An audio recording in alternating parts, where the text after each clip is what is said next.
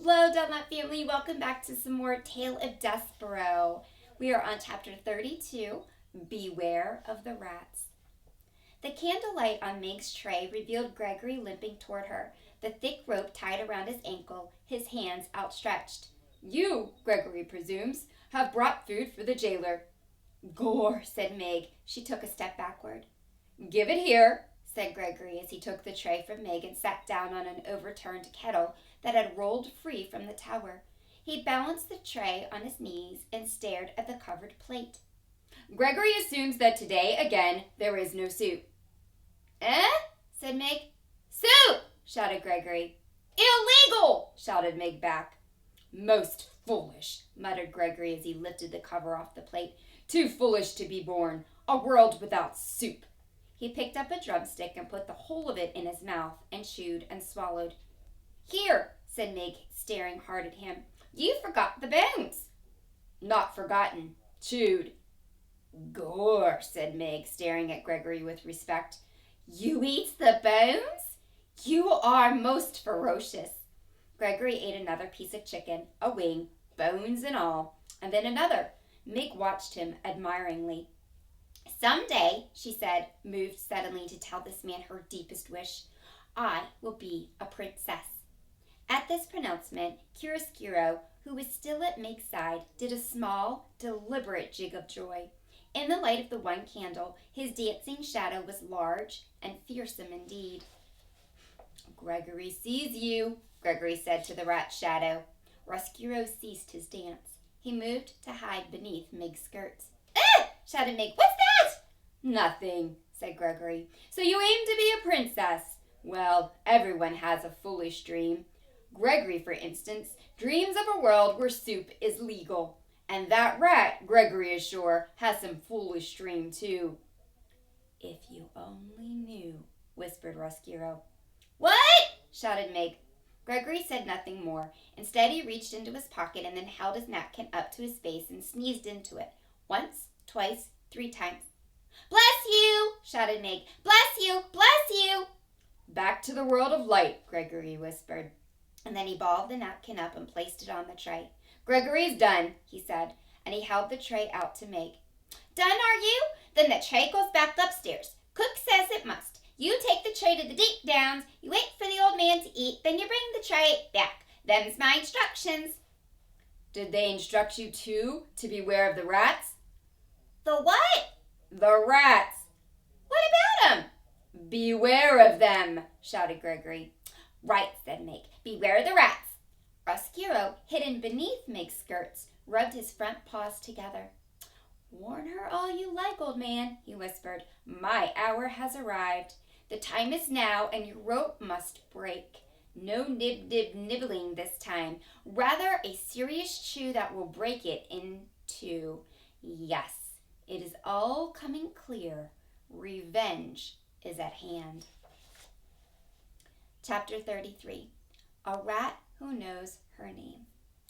Meg had climbed the dungeon stairs and was preparing to open the door to the kitchen when the rat spoke to her.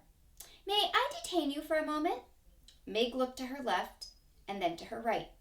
Down here, said Chiaroscuro. Meg looked at the floor. Gore, she said. But you're a rat, ain't you? And didn't the old man just warn me as such? Beware of the rats, he said.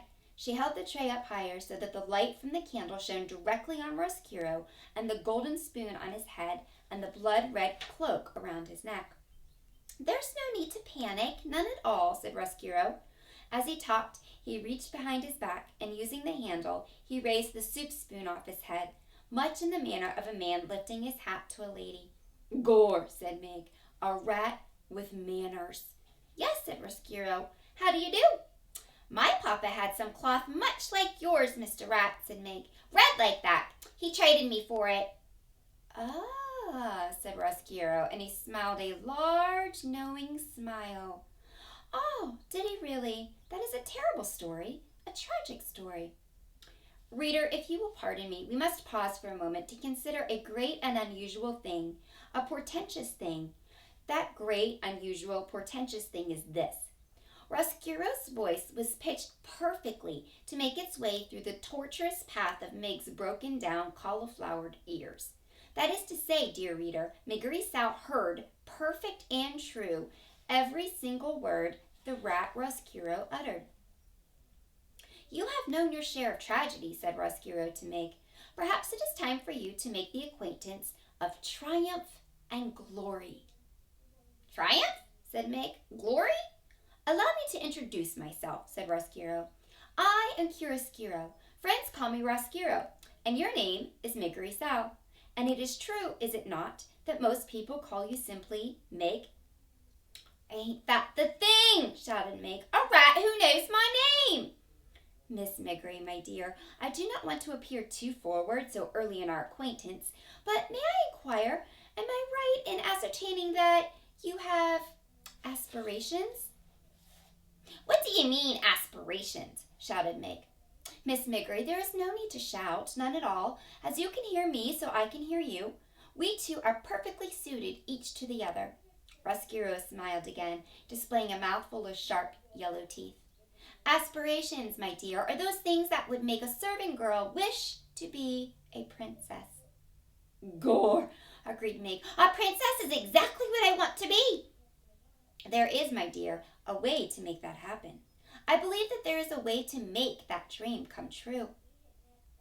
You mean I could be the Princess P? Yes, your highness, said Roscuro, and he swept the spoon off his head and bowed deeply at the waist. Yes, your most royal Princess P. Gore, said Meg. May I tell you my plan? May I illustrate for you how we can make your dreams of becoming a princess a reality? Yes, and yes, said Meg.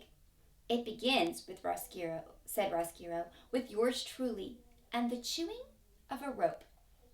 Meg held the tray with one small candle burning bright, and she listened as the rat went on, speaking directly to the wish in her heart. So passionately did Roscuro speak, and so intently did the servant girl listen, that neither noticed as the napkin on the tray moved. Nor did they hear the small, mouse-like noises of disbelief and outrage that issued from the napkin as Roscuro went on unfolding, step by step, his diabolical plan to bring the princess to darkness. End of the third book. That's it. Come back tomorrow for the start of the fourth and final book of the Tale of Despereaux. I think it's the last book. Yeah, that's it. One more book to go. All right, I'll see you tomorrow. Love you. Bye.